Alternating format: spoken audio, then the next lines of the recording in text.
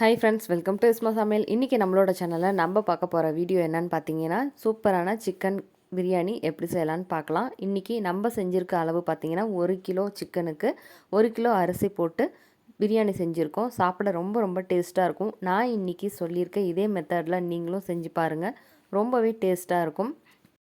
வீடியோவை ஸ்கிப் பண்ணாமல் பாருங்கள், அப்போ தான் நான் சொல்லியிருக்கக்கூடிய அளவுகளோட கரெக்டாக உங்களுக்கு பிரியாணி வரும். வாங்க வீடியோக்குள்ளே போகலாம். முதல்ல பாத்திரத்தை எடுத்து வச்சு 1 கிலோ அரிசிக்கு 100 மில்லி மட்டும் ஆயில் விட்டுக்கலாம். நான் இன்றைக்கி கடலை எண்ணெய் விட்டுருக்கேன். உங்களுக்கு எந்த ஆயில் விருப்பமோ அந்த ஆயில் ஊற்றிக்கோங்க.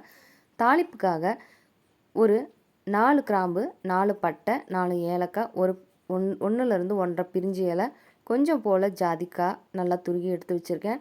ஜாதிக்காய் ஒரு சிட்டிக்காய் மட்டும் சேர்த்துக்கலாங்க, அது போதுமான அளவாக இருக்கும். அதுக்கு மேலே நம்ம சேர்த்த தேவையில்லை. இப்போது இது நல்லா பொரிஞ்சு வரட்டும். அடுப்பை மீடியம் ஃப்ளேம்லேயே வச்சுட்டு தாளிச்சுக்கோங்க, இல்லைன்னா கருக ஆரம்பிச்சிருச்சுன்னா நமக்கு பிரியாணியில் கசப்புத்தன்மை இருக்கும்.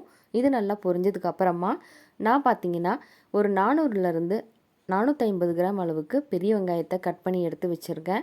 அதையும் இது கூட சேர்த்துக்கலாம்.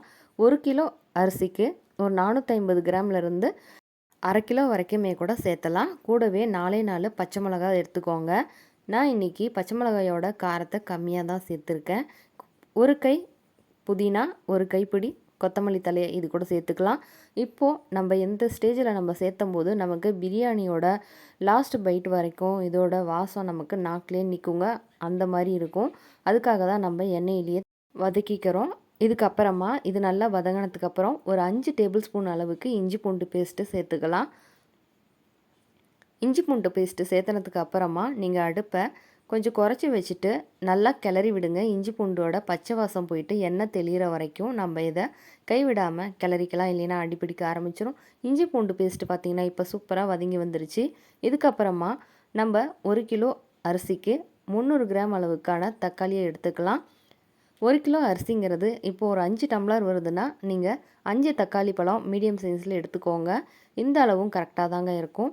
இப்போது சாப்பாடுக்கு தேவையான அளவு மஞ்சப்பொடி சேர்த்துக்கலாம். மஞ்சப்பொடி சேர்த்து வதக்கும் போது நமக்கு தக்காளி பழம் உடனே வதங்கி வர ஆரம்பிச்சிடும், ரொம்பவே சீக்கிரமாக சுருண்டு வந்துடும். அதுக்காக தான் நம்ம தக்காளியோட மஞ்சப்பொடியை சேர்க்குறோம். இது நல்லா இப்போது வதங்கி வந்துருச்சு. இந்த ஸ்டேஜில் நம்ம கழுவி சுத்தம் பண்ணி எடுத்து வச்ச சிக்கனை இது கூட சேர்த்துக்கலாம். சிக்கனை நல்லா கழுவிட்டு தண்ணியெல்லாம் வடிச்சிட்டு கையில் எடுத்து போடுங்க. பாத்திரத்தில் இருக்க சிக்கனை அப்படியே கொட்டிட்டிங்கன்னா தண்ணியோடு சேர்ந்து வந்துடும். இப்போது நம்மளோட சிக்கனை நல்லா மசாலாவோட மிக்ஸ் பண்ணி விடுங்க.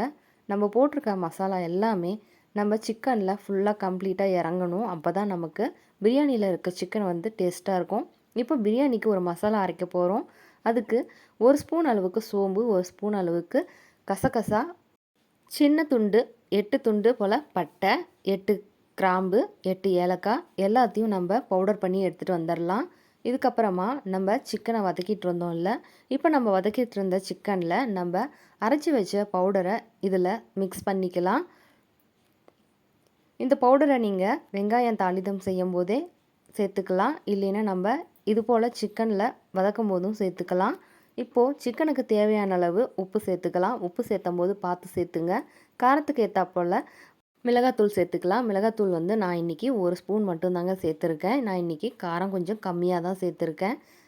உங்களுக்கு எந்த அளவுக்கு காரம் தேவையோ அந்த அளவுக்கு சேர்த்துக்கலாம்.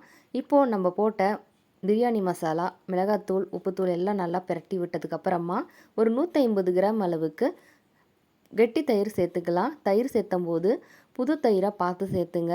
தயிர் புளிச்சிருந்தது அப்படின்னா நமக்கு பிரியாணியில் தக்காளியோட ஃப்ளேவர், லெமனோட ஃப்ளேவர்லாம் குறைச்சி சேர்க்குற மாதிரி இருக்கும்.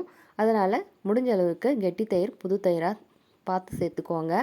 தயிரை நல்லா மிக்ஸ் பண்ணி விட்டதுக்கப்புறமா ஒரே ஒரு மீடியம் சைஸில் எலுமிச்சைப்பழம் எடுத்து வச்சுருந்தேன், அதையும் நல்லா பிழிஞ்சு விட்டுக்கலாம்.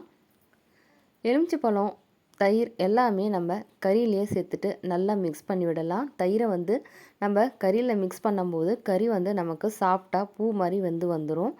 எல்லாத்தையும் மிக்ஸ் பண்ணி விட்டதுக்கப்புறமா நம்ம ஒரு 10 நிமிஷம் போல் இதை தட்டை போட்டு மூடி வச்சிடலாம்.